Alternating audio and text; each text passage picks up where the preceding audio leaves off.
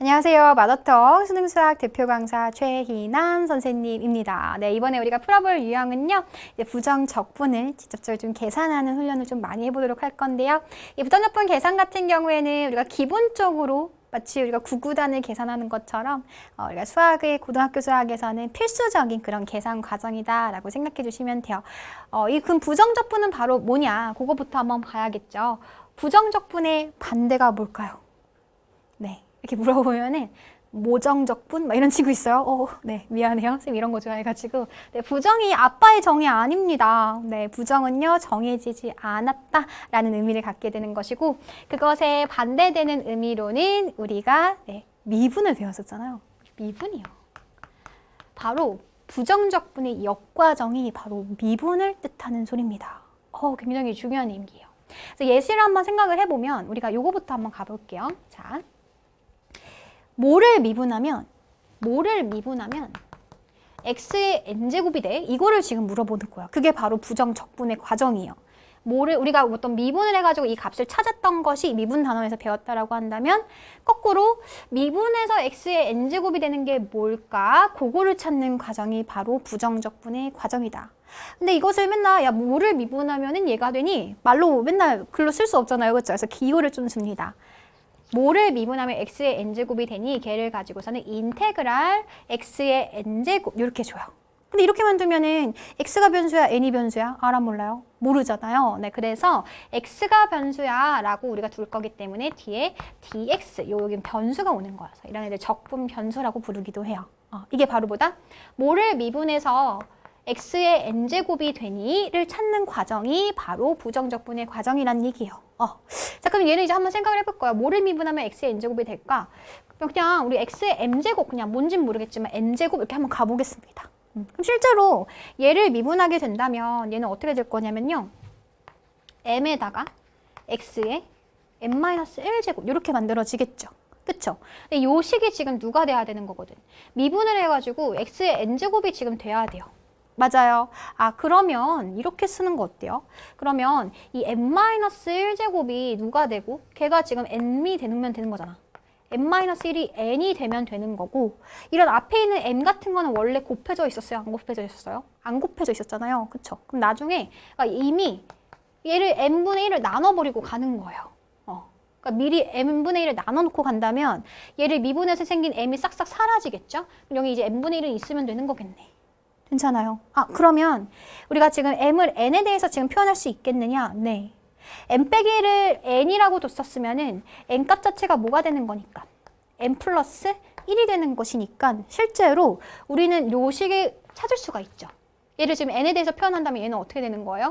m 대신에 n 플러스를 갖다 넣어주면 n 플러스 1분의 1에다가 그 다음에 x의 n 플러스 1제곱 얘를 미분하면 우리가 원했었던 x의 n제곱이 나오겠구나 라고 찾을 수가 있다라는 거겠죠.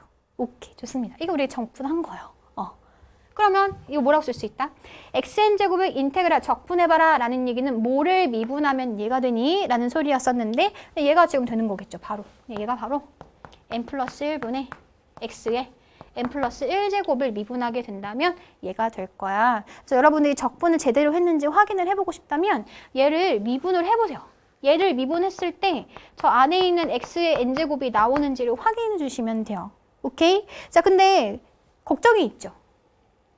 실제로 조금 더 쉬운 예시로 가볼게요. 실제로 우리가 뭐를 미분하면 2x가 되니? 라고 했었을 때 방금 유도한 공식대로 한번 가볼게요. 그럼 얘가 지금 1제곱이잖아요. 그쵸?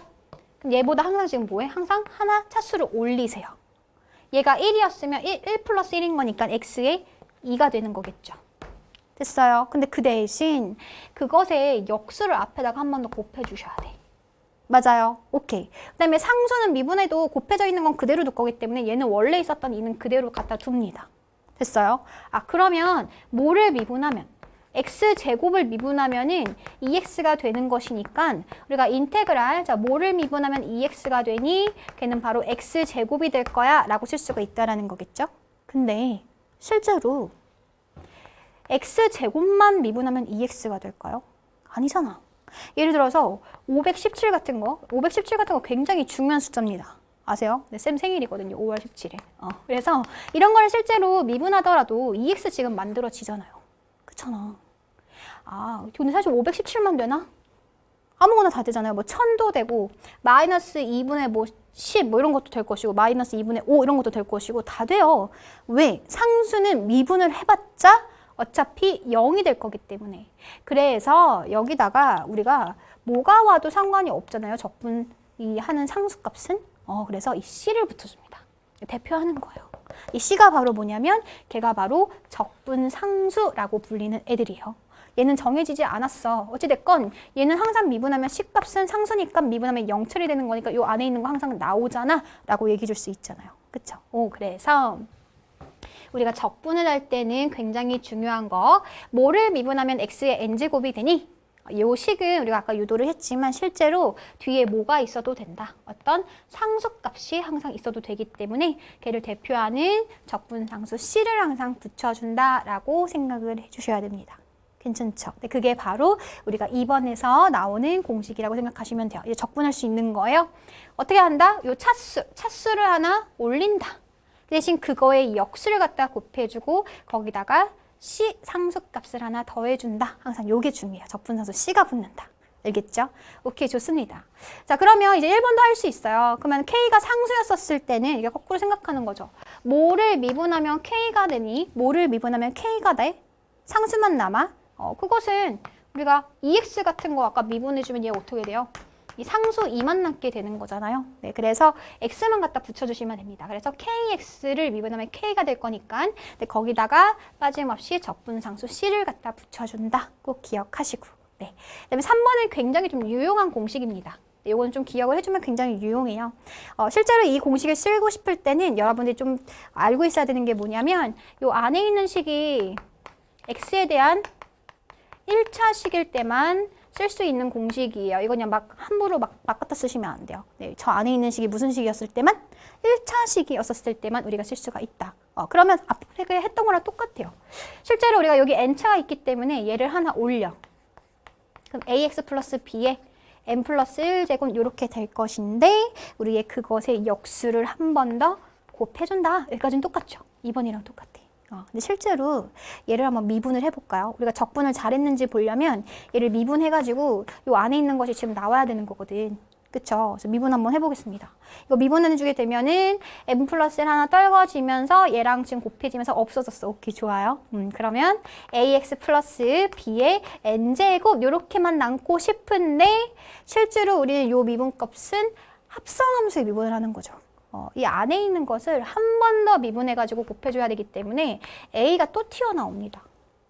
이 안에 있는 거 미분하면 A 튀어나오잖아요. 그쵸? 근데 A가 실제로 없잖아요. 우리가 지금 미분했을 때. 그러면 애초부터 A를 없애놓고 가야 되는 거니까 여기다가 뭐를 해놓고 가는 거야? 여기다가 A분의 1을 곱해놓고 가는 거지. 그러면 미분을 했을 때 곱하기 a분의 1은 그대로 오는 거겠죠. 그래서 얘가 딱 사라져서 우리가 원하는 ax 플러스 b의 n제곱만 남게 되는 그런 상황입니다. 이해돼요? 네, 그래서 우리의 공식은 여기까지는 똑같아요. 차수 하나 올리고 역수 곱하고 거기까지는 똑같은데 거기다가 반드시 이 x 앞에 있는 개수의 역수까지 곱해준다. 적분상수 C는 당연한 거고요. 그래서 이거 기억하면은 굉장히 유용해요. 왜냐면 예를 들어서 인테그랄 ax 플러스 뭐 2x 플러스 뭐 3의 5제곱 이런 거 적분하라고 했을 때 이거 5번 거듭제곱하는 거 너무 오래 걸리잖아요. 그렇죠? 그래서 이런 공식 고를 때 좀 유용합니다. 하지만 언제만 쓸 수 있다? 우리는 이 안에 있는 식이 바로 1차식일 때만 쓸 수 있는 공식이다 라는 거 꼭 기억해 주세요. 자, 예시 한번 가보도록 할게요. 자, fx가 인테그랄, 자, 적분해라 3x제곱 빼기 6x 그랬을 때 f0이 7이라고 지금 어떤 함수값이 하나 정해져 있고요. f1의 값을 구해보라 라고 했습니다. 그러면 이제 갑니다. 바로 적분해 볼게요. 3x제곱, 자, 요 앞에 있는 3은 그대로 곱해져 있고 요거 하나 차수 올리고요. 그 대신에 역수가 곱해진다. 오케이. 그 다음에 얘도 마찬가지로 앞에 곱해져 있는 6은 그대로 오시고 빼기 적분 성질이에요. 각각 인테그랄 각각 해도 돼요. 알겠죠? 네, 그래서 요거 x 하나 올려주는 대신에 그것에 역수를 갖다 곱해준다. 그리고 반드시 적분상수 C를 갖다가 적어줘야지 fx가 만들어진다라고 했었던 겁니다. 어렵지 않죠. 네, 그래서 이거 계산해 주시면은 x 세제곱에다가 마이너스 3x제곱에 더하기 c 이렇게 되면은 fx가 하나로 결정이 안 돼요. 왜냐면 이 c라는 값은 정해져 있지가 않잖아. 그쵸? 그래서 문제에서 조건 한 개를 더 주고 있는 거예요. f0이 얼마야? f0이 7이야 라고 주고 있는 거예요. 그러면 f0 갖다 집어넣으면 7 나와야 되는 거니까 그냥 c값이 바로 얼마인 거네? 걔가 7인 거네. f1 값 구할 수 있어요? 없어요? 있겠죠. 따라서 우리의 f1 값은 1 마이너스 3 플러스 7이 돼서 5가 되겠구나 라고 계산해 주실 수가 있습니다. 자, 이런 형태의 문제는요. 우리 2점짜리의 형태 문제가 될 거니까 부정적분 계산은 자유자재로 열심히 연습하셔야 됩니다.